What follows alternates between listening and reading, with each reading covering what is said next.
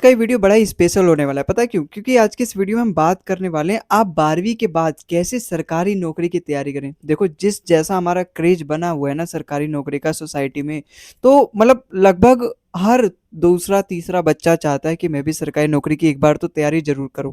IAS वगैरह की वो बचपन से ही थोड़ा 9वीं 10वीं से ही बना के बैठता है प्लान कि मुझे यूपीएससी निकालना है, लेकिन केवल आईएएस ही थोड़ी ना है भाई। उसके अलावा ये देखो जो एसएससी है ना अपना, जिसे हम मिनी आईएएस कहते हैं, जो कि अपना मतलब यूपीएससी के बाद दूसरा नंबर इसी का है। तो आज की इस वीडियो में केवल यही नहीं बात करेंगे कि हम 12वीं के बाद कैसे सरकारी नौकरी की तैयारी करें, कौन-कौन सी अपॉर्च्युनिटीज़ हैं, क्या-क्या एग्ज़ाम्स होने वाले हैं जो हम 12वीं के बाद एसएससी का दे सकते हैं, या फिर मतलब एसएससी पे मैं क्यों फ़ोकस करूँगा इस वीडियो में। अभी आपको थोड़ी देर में पता चल जाएगा कि क्यों एसएससी पे सबसे बेस्ट जॉब प्रोवाइड करती है और सबसे बेस्ट आयोग है जहाँ से हमें सबसे अच्छी नौकरी मिलेगी सरकारी की, जिसमें एक अच्छी सैलरी, एक अच्छा प्रमोशन, एक अच्छा लाइफ़स्टाइल, सब कुछ अच्छा सेटल्ड वे में मिलेगा। तो आज की इस वीडियो को शुरुआत करते हैं। तो पहला पॉइंट हमारा इसी को हम क्लियर करने वाले हैं, 12वीं के बाद सरकारी नौकरी की तैयारी कैसे करें। अब उसमें चाहे वो एसएससी हो, चाहे रेलवे हो, बैंकिंग हो, दिल्ली पुलिस हो, सबके बारे में हम बात करेंगे। लेकिन सबसे पहले इन सभी के बारे में जानने से पहले हम ये तो जान लें कि आखिर गवर्नमेंट जॉब का बेनिफिट क्या है। अभी तो आप नए-नए आए हो इस फील्ड में कि गवर्नमेंट जॉब क्या है। अभी तो केवल आपने इतना सुना है कि गवर्नमेंट जॉब भाई एक बार अगर लग जाती है तो कोई माई का लाल हमें निकाल नहीं सकता नौकरी से, अगर हमसे थोड़ी छोटी बड़ी बड़ी भी गलती हो गई तो। प्राइवेट जॉब में ऐसा है, थोड़ी-सी भी गलती नहीं कि मालिक मार के बाहर भगा देता है, जा यहाँ से, कल से आने की ज़रूरत नहीं है। लेकिन गवर्नमेंट जॉब में ऐसा नहीं है भाई। गवर्नमेंट जॉब में चेयरमैन तक के पास पावर नहीं होती, केवल प्रेसिडेंट के पास पावर होती है, प्राइम मिनिस्टर के पास पावर होती है कि वही आपको गवर्नमेंट जॉब से हटा सकता है। इवन जो आईएएस वगैरह होते हैं, उन्हें तो कोई नहीं हटा सकता, केवल और केवल प्रेसिडेंट को ही एक एप्लीकेशन देना पड़ता है, एप्लीकेशन लिखना पड़ता है, तो तभी आपकी हटा सकते हैं। चाहे वो कितना से भी बड़ा क्राइम हो, कोई नहीं हटा सकता आपको, सस्पेंड कर सकते हैं, लेकिन आपको नौकरी से नहीं हटाना। सस्पेंड का मतलब होता है नौकरी से टेम्पररी समय के लिए हटाना। तो खैर वो अलग टॉपिक है, हम बात कर रहे हैं बेनिफिट्स ऑफ गवर्नमेंट जॉब, मतलब हमें गवर्नमेंट जॉब अगर हम करें उसके क्या बेनिफिट हैं। सबसे जो पहला पॉइंट है वो तो एक अच्छी सैलरी मिलती है अगर आप सीजीएल के थ्रू, मैं अभी आपको सारे एग्जाम्स के नाम बताऊंगा कि एसएससी कौन कौन से एग्जाम कराती हैं।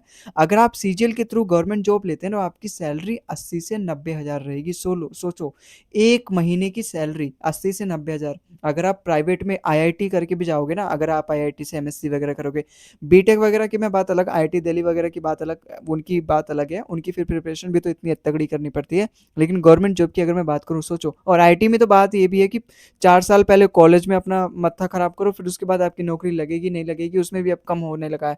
वो भी सीएस वालों का लगता है 1 करोड़ 40-50 लाख का पैकेज। लेकिन यहाँ पे अगर मैं बात करूँ गवर्नमेंट जॉब वालों का, तो अगर आपकी नौकरी लग गई गवर्नमेंट जॉब में किसी भी एग्जाम की तरह, अगर मैं मेनली एसएससी सीजीएल का ले चलूँ, तो आपकी पहले महीने से ही सैलरी सोचो 80-90 हज़ार रुपये आएगी, हर महीने बैंक में आएगी। ज़्यादा काम नहीं करना है। गवर्नमेंट ज़्यादा काम का मतलब प्रेशर नहीं है, केवल आप जितना देर ऑफिस में रहोगे उतना ही। प्राइवेट वाले तो घर पे भी आप रहोगे तो फ़ोन पे काम करवाते रहते हैं, ऑनलाइन वर्क फ्रॉम होम भी करवाते हैं, वर्क फ्रॉम ऑफिस भी करवाते हैं। और दूसरा कि आपको गवर्नमेंट क्वार्टर मिलेगा, जो कि मिल जाता है 1-2 साल बाद यूजुअली। पहले दिन से ही नहीं मिलता, थोड़ा उसके लिए अप्लाई वगैरह करना पड़ता है। चिल्ड्रन ट्यूशन फीस, आपके जितने भी बच्चे होंगे, मैक्सिमम 2 बच्चों के लिए जो गवर्नमेंट होती है वो फीस भी देगी भाई आपके। जो भी स्कूल वगैरह का खर्चा होता है, ट्यूशन फीस जो भी, वो सब गवर्नमेंट की तरफ से होगा। एक अच्छी रिस्पेक्ट, सोचो ना, जिसका सरकारी नौकरी हो जाती है उसका भले ही वो चपरासी है, लेकिन पूरे कॉलोनी में, पूरे गाँव में, पूरे शहर में उसका बंदे का नाम है, पूरे गाँव में। कि सरकारी, वो बोलते ही नहीं कि मैं पियोन की नौकरी करता हूँ, वो सीधा ये बोलता है मैं सरकारी नौकरी करता हूँ, सरकारी बाबू हूँ, बस इतना ही काफ़ी है पूरे गांव में अगर उसकी रिस्पेक्ट जाननी है भाई। प्रमोशन होता है एकदम अच्छी प्रमोशन यहाँ पे। हाई सिक्योरली जॉब, यहाँ पे कोई भी आपको निकाल नहीं सकता आपकी जॉब से। ऑल इंडिया पोस्टिंग, आप जहाँ पर चाहो, आप चाहते हो लखनऊ में पोस्टिंग लेना, आप चाहते हो कि मैं महाराष्ट्र में पोस्टिंग हूँ, आप उसकी रिक्वायरमेंट के हिसाब से, जितनी कट ऑफ जाती है उसके हिसाब से आप नंबर लेकर आओ, और आप जहाँ प्रेफरेंस फॉर्म में भरोगे कि मुझे यहाँ पे जॉब करना है और ये पोस्ट मुझे चाहिए, तो वही आपको सरकार देगी भाई। ट्रांसफ़र फैसिलिटी आपको सब में नहीं होती है ट्रांसफ़र फैसिलिटी, लेकिन हाँ, आप अगर अच्छी रैंक लेकर आओगे और उस जॉब को चूज़ करोगे जिसमें ट्रांसफ़र अवेलेबल है, तो आपको मिल जाएगी। बिल्कुल सरकारी नौकरी में तो है ही ट्रांसफ़र अवेलेबल। तो हमने ये बात कर ली कि बेनिफिट्स ऑफ गवर्नमेंट एग्जाम्स क्या हैं। अब हमने जब इतना जान लिया कि भाई गवर्नमेंट जॉब इतनी अच्छी चीज़ है, प्राइवेट नौकरी से तो बहुत ही अच्छी चीज़ है। अगर मैं बताऊँ ना, सबसे अच्छी बात, अगर आपको कुछ करना है लाइफ में तो 2 ही चीज़ पे टारगेट बनाओ, या तो सरकारी नौकरी या फिर खुद का करेंगे बिज़नेस, भले ही बेचने पड़े तरकारी। समझ रहे हो ना? या तो सरकारी नौकरी हो या तो खुद का बिज़नेस हो, तभी मज़ा आएगा भाई जीवन में। प्राइवेट नौकरी करो, बिज़नेस अगर करना है तो प्राइवेट नौकरी हमें थोड़ा-सा बहुत करना पड़ता है स्टार्टिंग में, पैसे वगैरह इकट्ठा करने के लिए अगर हमारी गवर्नमेंट जॉब नहीं लगी। लेकिन ये 2 चीज़ एक आपको लेके चलनी है, फ़ोकस करना है। प्राइवेट नौकरी मतलब रह नहीं गई भाई, एक तो वैसे ही एआई वगैरह आ गया तो बहुत ज़्यादा झंझट हो चुका है। पॉपुलर एग्ज़ाम्स के बारे में हम जानें, सीजीएल, सीएचएसएल, एमटीएस, जेईई ये सभी होते हैं एसएससी में। यहाँ पे केवल सीएचएसएल लिखा है, यहाँ पे आप सीजीएल लिख लो, सीएचएसएल लिख लो, सीएचएसएल लिखा है, एमटीएस हो गया, ये सभी क्या एग्ज़ाम्स के नाम है भाई। अभी मैं बात करूँगा इसके बारे में, आगे स्लाइड ले रखी है मैंने। तो एक एसएससी सीएचएसएल हो गया जो कि 12 आप चाहे 10वीं पास हो, 12वीं पास हो, चाहे ग्रेजुएट हो, तीनों के लिए अलग-अलग कैटेगरी के हिसाब से यहाँ पे जॉब मिलेगी भाई आपको। आरआरबी, एनटीपीसी, रेलवे में अगर आपको जाना है तो बहुत ज़्यादा वैकेंसीज़ आती हैं, भर-भर के आती हैं हर दूसरे तीसरे साल, तो आप इसमें अप्लाई कर सकते हो। स्टेट लेवल के कई सारे एग्ज़ाम होते हैं, आप जिस भी स्टेट में रहते हो, यूपी, दिल्ली और अलग, मैं यहाँ पे अलग-अलग मतलब यहाँ पे अलग-अलग अलग से वैकेंसी आती हैं। ये जो एसएससी है ये तो सेंट्रल लेवल की जॉब है, लेकिन जो स्टेट लेवल की जॉब होती है वो अलग होती हैं, जैसे यूपी ट्रिपल एससी, लेखपाल हो गया, ये सब स्टेट एग्जाम्स होते हैं, स्टेट लेवल एग्जाम। वैसे डिफेंस एग्जाम होते हैं, ये भी तो सरकारी नौकरी है भाई। एनडीए हो गया, आर्मी क्लर्क हो गया, पुलिस हो गया, तो आप इन सभी के, ये सब पॉपुलर एग्जाम्स हैं, इनके थ्रू आप सरकारी नौकरी ले सकते हैं। अब मैं आपको बताऊंगा कि एसएससी ही क्यों चुने, सबसे बेस्ट ये क्यों है। देखो एसएससी इसलिए बेस्ट है ना, हर साल यहाँ पे भर्तियां निकलती है भाई। अगर मैं वही बात करूँ, रेलवे, रेलवे क्यों नहीं है बेस्ट, क्योंकि उसकी जो नौकरी होती है ना भाई, वो हर साल 2 से 3 साल बाद आती है। हर साल नहीं आती उसकी नौकरी, 2 से 3 साल बाद आती है उसकी वैकेंसी। और वैकेंसी आती है तो फिर भर भर के आती है, 1 से 2 लाख वैकेंसी आती है, फिर उसके लिए फॉर्म भी बच्चे 1-1 करोड़ फॉर्म भरे जाते हैं। तो उसमें कंपटीशन तो खैर एसएससी में भी टफ है, लेकिन एसएससी में एक चीज़ बड़ी अच्छी है कि इसकी वैकेंसी हर साल आएगी। हर साल लगभग मतलब 70 से 80 हज़ार वैकेंसीज लगभग हर साल आई जाती हैं, और 70-80 हज़ार के वैकेंसी के लिए लगभग 70-80 लाख बच्चे कॉम्पिटिट करते हैं भाई, 70-80 लाख बच्चे फॉर्म भरते हैं। तो सोचो कंपटीशन भी बहुत है यहाँ पे। ज़्यादा निष्पक्ष परीक्षा, फेयर एग्जाम मोस्टली, हाँ मतलब मोस्टली यहाँ पे जो एग्जाम्स होते हैं ट्रांसपेरेंट, देखो हर एग्जाम सिस्टम है। अभी आपने आपने देखा नीट एग्जाम स्कैम कितना चला था, तो स्कैम तो आपके हर एग्जाम में होते हैं। आपके 95% 98% यहाँ पे जितने भी रिजल्ट आते हैं वो सभी फेयर होते हैं भाई। ठीक है, 2% तो हर जगह देखो आपको मिलेगा, इतना बड़ा देश है, इसको हैंडल कर पाना सब कुछ मतलब बहुत ज़्यादा एक चैलेंजिंग होता है। लेकिन तब भी बहुत हद तक चीज़ें फेयर होती हैं। पहले की तरह नहीं है कि जैसे स्टेट लेवल में होता है पैसे दे के, घूस दे के, हालांकि पहले होता था, अब तो ये बहुत कुछ कम हो चुका है। ठीक है, जॉब सिक्योरिटी रहती है, तो मैंने आपको पहले ही बताया और आपको भी पता होगा कि जो गवर्नमेंट होती है सबसे ज़्यादा सिक्योर रहती है। यहाँ पे आपको 10वीं हो 12वीं हो सबकी नौकरी हमारे पास, कहते हैं ना वो चाहे 10वीं हो चाहे 12वीं पास, सबकी नौकरी हमारे पास। उसी तरीके से यहाँ पे 10वीं 12वीं ग्रेजुएशन सभी की नौकरी हमारे पास है, मतलब एसएससी ऐसा बोलती है। अब पॉपुलर एग्जाम्स थ्रू एसएससी, मैं एसएससी एसएससी एसएससी एसएससी कर रहा हूँ, ऐसा क्यों, ऐसा क्यों? देखो यहाँ पे ये सारे एग्जाम्स के नेम है, एसएससी सीजीएल, सीएचएसएल, नाम कितने फैंसी फैंसी है भाई, SSC MTS, SSC GD, SSC CPO, SSC stenographer. अलग अलग पोस्ट के लिए, अलग अलग पोस्ट पर अप्लाई करने के लिए ये अलग अलग एग्जाम्स हैं, ऐसा नहीं कि ये पोस्ट के नाम है।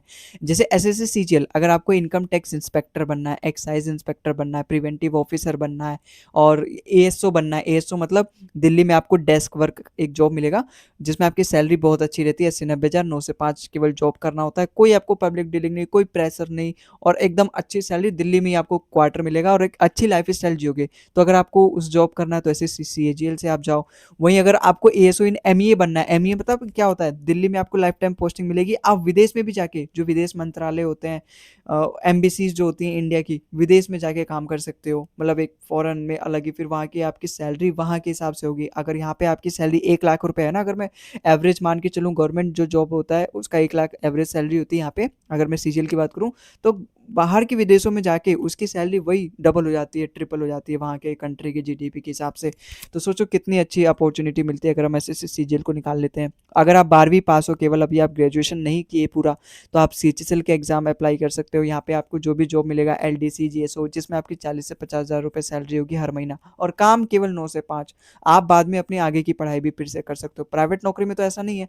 प्राइवेट नौकरी में तो आप जाओगे, आपका इतना मतलब आपको मतलब पूरा एकदम घिस पीट के रगड़वा के 10 हज़ार की नौक 10 हज़ार रुपये सैलरी देंगे, लेकिन काम करवाएंगे 50 हज़ार की। प्राइवेट नौकरी में ऐसा हुआ है भाई आजकल।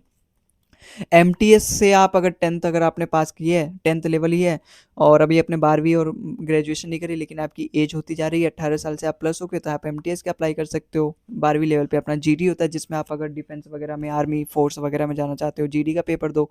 सीपीओ अपना अगर आप दिल्ली पुलिस में अप्लाई करना चाहते हो। एसएससी स्टेनोग्राफर भी एक पोस्ट होती है, जिसमें जो बड़े बड़े अधिकारी होते हैं, जजेस हो गया, आईएएस हो गया, इन सभी के नीचे हम अंडर काम करते हैं। जो भी इनका लेखा जोखी का काम होता है, वो एसएससी स्टेनोग्राफर एक तरीके से मुंशी जी होता है उनका। सिलेक्शन पोस्ट भी होता है, इसमें कई सारी पोस्ट होती हैं अलग अलग ऑफिस में, जो क्लर्क हो गए, और ये अलग अलग पोस्ट होते हैं। 10th 12वीं और ग्रेजुएशन सभी के लिए यहाँ पे मिल जाती है जॉब। अब कैसे प्रिपेयर करें भाई, इतना तो हमें समझ में आ गया कि गवर्नमेंट जॉब बेस्ट है। ठीक है। अब गवर्नमेंट जॉब हमने समझे आया, हमने ये भी डिसाइड कर लिया कि एसएससी बेस्ट है। एसएससी में कितने सारे एग्जाम्स होते हैं ये भी हमने देख लिया, वैकेंसी का क्या हाल है, सैलरी का क्या हाल है, हमने ये भी देख लिया। लेकिन अब ये बता दो भाई कि हम प्रिपरेशन कैसे करें, क्योंकि प्रिपरेशन देखो 80 70 80 लाख बच्चा बैठ रहा है, और प्रिपरेशन हमें बहुत ही ज़्यादा स्ट्रेटेजिकली करनी पड़ेगी, तब जाके हम यहाँ पे अव्वल हो पाएंगे, तब जाके हमारा नंबर आ पाएगा। नंबर लाना ही सबसे ज़्यादा बहुत मुश्किल होता है लिस्ट में। तो यहाँ पे सबसे पहला स्टेप है, सबसे पहले तो किसी भी एग्जाम की अगर आप तैयारी कर रहे हो तो सबसे पहले आप उसका सिलेबस देखो, सिलेबस में क्या है, अंडरस्टैंड द सिलेबस। उसके सिलेबस में देखो कौन कौन से सब्जेक्ट पूछे जा रहे हैं, मॉक टेस्ट वगैरह उसके ऊपर एक आध पेपर वगैरह सॉल्व करके देखो। भले ही आपको कुछ नहीं आता हो, लेकिन एक बार पेपर सॉल्व करके देखो, आप उसमें पता तो चलेगा किस तरीके से क्वेश्चन आते हैं, उनका पैटर्न तो पता चलेगा भाई। मैथ्स में कैसे सवाल आते हैं, इंग्लिश में कैसे सवाल आते हैं। और ये तो रही, चलो आपने सिलेबस भी अंडरस्टैंड कर लिया, अब आपको क्या करना है, अब आपको डेली 4 से 5 घंटा सेल्फ स्टडी करना है। लेक्चर्स लेने के बाद आप खुद से तो प्रिपरेशन नहीं कर पाओगे, क्योंकि खुद से अगर आप करोगे तो बहुत ज़्यादा समय लगेगा, लेकिन वहीं कोचिंग के साथ करोगे, अगर मैं बोलूँ बेस्ट ऑनलाइन रहेगा, तो आप कोचिंग के साथ करोगे तो आपका कम समय लगेगा। अगर आप जहाँ सेल्फ स्टडी से 3 4 साल में निकालोगे, वहीं 1 साल 2 साल में आपका ऑनलाइन से निकल जाएगा, या फिर ऑफलाइन से जहाँ पर भी आप कोचिंग लोगे। तो कोचिंग के बाद आपको 3 से 4 घंटा या फिर 4 से 5 घंटा सेल्फ स्टडी करना है, वही जो चीज़ टीचर आपको पढ़ाते हैं उसको रिवीजन करना है। डेली रूटीन देखो, ये 4 सब्जेक्ट हैं, यही 4 अपने मेनली ऐसे सब्जेक्ट हैं जो आपकी most of the government exams में पूछे जाते हैं। मैथ्स, इंग्लिश, रीजनिंग और जीके जीएस, बस यही है, यही 4 सब्जेक्ट आपको अभी से फोकस करना है। थोड़ा थोड़ा पढ़ते रहो। मैथ्स अपनी कमजोर इस अगर कमजोर है तो उसको भाई टफ कर लो, क्योंकि सबसे मतलब स्ट्रॉन्ग कर लो। सबसे ज़्यादा बच्चों को जो टफ पड़ता है ना, वो मैथ ही पड़ता है, और सबसे ज़्यादा लेंदी सिलेबस भी। अगर आपकी मैथ एकदम अच्छे से, अगर आपने मैथ का सिलेबस कंप्लीट कर लिया अपनी प्रिपरेशन के समय आते आते, तो इंग्लिश, रीजनिंग और जीके जीएस ये छोटे छोटे, इनका लेंदी सिलेबस नहीं है, ये आसानी से आप कर लोगे। लेकिन मैथ का बहुत ज़्यादा बड़ा सिलेबस होता है भाई। प्रीवियस ईयर क्वेश्चंस को आप देखोगे कैसे प्रीवियस ईयर में क्वेश्चन पूछे गए, और मॉक टेस्ट वगैरह थोड़ा सा देखो, देकर तो कुछ पता चले आपको किस तरीके से यहाँ पे। ये तो खैर मैं यहाँ पे बताया कि प्रीवियस ईयर क्वेश्चन का आपको प्रैक्टिस करना है, मॉक टेस्ट वगैरह देना है, और उसको एनालिसिस भी करना है, कंसिस्टेंसी आपको बनानी पड़ेगी। अच्छा, इसमें सब्जेक्ट्स क्या है, रीजनिंग हो गया, मैथ्स हो गया, इंग्लिश इंग्लिश हो गया, जीके जीएस, यही ऐसे 4 सब्जेक्ट हैं जो कि 4 पिलर्स हैं, 4 पिलर की तरह। जिसमें सबसे, अगर मैं सबसे पहले नंबर पे रखूँ, पहले नंबर पे अपना जीके जीएस हार्ड होता है, क्योंकि इसमें करंट अफेयर भी पूछा जाता है, स्टैटिक जीके पढ़ा रहता है, तो हमें पता नहीं रहता भाई कहाँ से सवाल आ जाएंगे, तो सबसे ज़्यादा टफ होता है इसमें मार्क्स लेकर आना, पूरे नंबर लाना। ठीक है। फिर उसके बाद अगर मैं रखूँ दूसरे नंबर पे, तो अपना मैथ्स आ गया, तीसरे नंबर पे इंग्लिश, चौथे नंबर पे, मतलब चौथे नंबर पे सबसे इजी अपना रीजनिंग होता है, सबसे टफ अपना जीके जीएस, फिर सेकंड पे मैथ, फिर थर्ड पे इंग्लिश, और फिर अपना फोर्थ पे रीजनिंग हो गया। तो इस तरीके से इसकी टफनेस भी लेवल मैंने आपको बता दी। जीके जीएस में आप जितना ही पढ़ लो भाई उतना ही कम है, क्योंकि यहाँ पे करंट अफेयर से रिलेटेड सवाल आते हैं जो कि आपको बिल्कुल अनएक्सपेक्टेड से दिखेंगे। ठीक है। सोचो डीजे वाले बाबू से लोग सवाल दे देते हैं, एसएससी वाले, तो आप क्या ही एक्सपेक्ट करोगे। इसलिए मैथ है एक ऐसा सब्जेक्ट जिसमें आप 50 आउट ऑफ 50 ला सकते हो। 2 चरणों में पेपर होता है, पहला अपना प्री में होता है, फिर अपना मेंस में होता है। जो प्री होता है ना, वो क्वालिफाई होता है, 200 नंबर का होता है। इसमें से आपको अगर 150 भी ला दोगे ना, तो आप क्वालिफाई कर जाओगे, फिर आपको मेंस में बैठने का मौका मिलेगा। और मेंस होता है 390 नंबर का, जिसमें से आपको मार्क्स लेकर आने होते हैं 340 से 350 के आसपास। और ये 340 से 350 के आसपास जब आप नंबर लेकर आओगे, तो आपकी एक रैंक मिलेगी आपको, और फिर उस रैंक के हिसाब से आपको जॉब मिलेगी जहाँ पर भी आपने प्रेफरेंस फॉर्म में भरा है। अगर आप ग्रेजुएशन में, मान लो आपने 10th दे रखा है, या फिर केवल आपने 12th पास करी है, तो आप जीडी वगैरह के लिए अप्लाई कर सकते हो, सीएचएसएल वगैरह के लिए अप्लाई कर सकते हो, एमटीएस वगैरह के लिए अप्लाई कर सकते हो। लेकिन वहीं अगर आप ग्रेजुएशन कर रहे हो, तो आप इनके लिए साइड बाय साइड अप्लाई करो। लेकिन जब आपका ग्रेजुएशन हो जाएगा, तब आप सीजीएल करना, बैंकिंग करना, रेलवे में जो भी ग्रेजुएशन लेवल वाले एग्जाम्स होते हैं उनको भी करते रहना। तो यहाँ पर तो मैं आपको ये बताऊंगा कि आप ग्रेजुएशन के साथ, अगर आप ग्रेजुएशन में हो और अपने टाइम को सही से यूटिलाइज कर रहे हो, फालतू की चीज़ों पे मतलब ध्यान नहीं दे रहे इधर-उधर घूमने में दोस्तों के साथ कि अब 12वीं पास कर ली भाई, अब 1-2 साल घूमेंगे, नहीं भाई। अपने फ्यूचर के बारे में सोच लो, थोड़ा-सा ये 2-3 साल ग्रेजुएशन में मेहनत कर लोगे। देखो 2 ही चीज़ होती है, एक तो 9वीं 10वीं चलो बेसिक क्लास हो गई, लेकिन 11वीं 12वीं में अगर आप मेहनत कर लिए तो एक अच्छे कॉलेज में पहुँच जाओगे, फिर वहाँ तो वो कॉलेज वाले आपको अच्छी जगह पहुँचा ही देंगे। अगर आपने 11वीं 12वीं में मेहनत नहीं करी तो आप ग्रेजुएशन में मेहनत कर लो। ग्रेजुएशन में आप जो भी आप फ्यूचर में आपने डिसाइड किया उसके ऊपर मेहनत करो। तो वही मैं आपको यहाँ पे बताऊँगा, अगर आपने सोचा है कि मुझे एसएससी निकालना है तो ग्रेजुएशन में कैसे साथ-साथ तैयारी करें। तो सबसे पहले तो आपको वही काम करना है बेसिक चीज़, सबसे पहले आपको सिलेबस पढ़ना है कि क्या सिलेबस है, फिर डेली आपको 3 से 4 घंटा सेल्फ स्टडी करना है। सेल्फ स्टडी में लेक्चर्स नहीं आते भाई, लेक्चर्स के अलावा आपको 3 से 4 घंटा पढ़ना पड़ेगा। देखो लेक्चर्स का मतलब पता है, 4 घंटे आपको लेक्चर्स लेने में ही चल जाएँगे और फिर 3 से 4 घंटे आपके सेल्फ स्टडी, मतलब कुल मिला के आपको 6 से 7 घंटा डेली पढ़ना होगा कंसिस्टेंट वे में। कंसिस्टेंसी आपको बनानी पड़ेगी, जो कि अपना यहाँ पे चौथा पॉइंट है। कंसिस्टेंसी का मतलब अगर आप आज पढ़ रहे हो कल भी पढ़ोगे, पूरा 1 महीना मतलब डेली पढ़ना कंसिस्टेंसी होता है। वहीं आप अगर 4 दिन पढ़े, 3 दिन छोड़ दिया या फिर 5वें दिन छोड़ दिया, रिवीजन करना छोड़ दिया, फिर वो भाई फिर बेकार है। या तो पढ़ो तो अच्छे से पढ़ो, डेली पढ़ो, या तो फिर मत पढ़ो, फिर वो टाइम वेस्ट है। उससे अच्छा फिर आप मज़े कर लो, ठीक है? फिर डेली रूटीन विद कोचिंग, यही बेस्ट रहेगा कि आप कोचिंग के साथ जाओ। बिना कोचिंग के तो बहुत ज़्यादा मतलब लेंदी हो जाएगा, बहुत ज़्यादा समय लगेगा। और सबसे बेस्ट रहेगा भाई ऑनलाइन, आप अपने घर पे रह के तैयारी कर सकते हो, किसी पास की लाइब्रेरी को ज्वाइन कर लो। और कॉलेज वगैरह में भी जाते रहो तो कॉलेज में भी लाइब्रेरी वगैरह होते हैं, वहाँ पर आप पढ़ सकते हो, मतलब एक शांत जगह। ऑनलाइन लोगे तो बेस्ट रहेगा कहीं से। ऑनलाइन सबसे बेस्ट कंटेंट है भाई, ऑफलाइन में कभी भी बेस्ट कंटेंट नहीं मिलेगा, टाइम का सबसे ज़्यादा वेस्ट होता है आने जाने में, और बहुत सारी चीज़ें होती हैं। कंसिस्टेंसी आपको बनानी पड़ेगी। जब ये सब कुछ आपका होता हुआ दिखाई देगा, जब आपका सिलेबस लगभग 60 से 70% कंप्लीट हो जाएगा, तो उसके बाद आपको लगाने हैं मॉक टेस्ट। मॉक टेस्ट मतलब वो आपकी रियल फीलिंग आएगी एग्जाम की तरह कि मैं अब एग्जाम दे रहा हूँ। तो आपके मॉक टेस्ट वाले सब्सक्रिप्शन ले लेना, 200 250 300 400 में मिल जाते हैं। तो आप मॉक टेस्ट ले लेना, खरीद लेना, एक पूरा पैकेज पूरे साल का आता है। फिर वहां से आप डेली डेली एक एक दो दो मॉक टेस्ट लगाओगे तो आपकी जो प्रैक्टिस है वो बढ़ेगी, और एग्जाम में अब धीरे धीरे मॉक टेस्ट में नंबर बढ़ेंगे, तो फिर जाके आप एग्जाम फोड़ देना। मॉक एनालिसिस भी बहुत ज़्यादा इंपॉर्टेंट है भाई। देखो मॉक टेस्ट देना नहीं है केवल, जब आपने सपोज आपने दिन में एक मॉक टेस्ट लगाया, अब मॉक एनालिसिस कैसे करते हैं, जब आपके सपोज आपके 200 नंबर का वो मॉक टेस्ट था प्री का, तो अगर आपके सपोज 120 नंबर आ रहे हैं, तो अब फिर से उसी मॉक टेस्ट को खोल के देखना है सॉल्यूशन के साथ, और फिर देखना है कि मेरे 80 नंबर क्यों नहीं आए, कटे कहाँ पर है, मैंने कौन कौन से क्वेश्चन छोड़े हैं, कौन कौन से मेरे क्वेश्चन गलत गए, ये सब देखना, और उसको फिर से एक अलग नोटबुक में लिखना जो उनसे गलत गए हैं, और उसके बारे में फिर से पढ़ना, ताकि अगली बार अगर आए ऐसे सवाल तो ना गलत जाए। उसी को कहते हैं भाई मॉक एनालिसिस।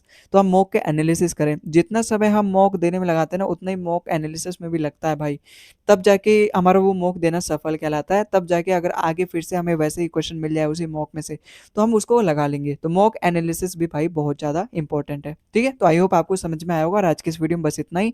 आई होप आपको समझ में आया होगा कि 12वीं के बाद हम कैसे सरकारी नौकरी की तैयारी करें, स्पेशली एसएससी के बेनिफिट्स आपको पता चले होंगे, गवर्नमेंट जॉब्स के, और क्या फ़ायदे हैं, और किस तरीके से हमें प्रिपेयर करने, क्या सब्जेक्ट्स हैं, ग्रेजुएशन के साथ कैसे तैयारी कर सकते हैं। तो आज की इस वीडियो में बस इतना ही।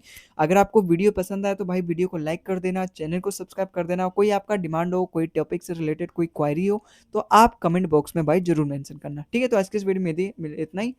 किसी दूसरे वीडियो मिलते हैं किसी आगे वीडियो के साथ, तब तक के लिए जय हिंद जय भारत, मिलते हैं अगली वीडियो में।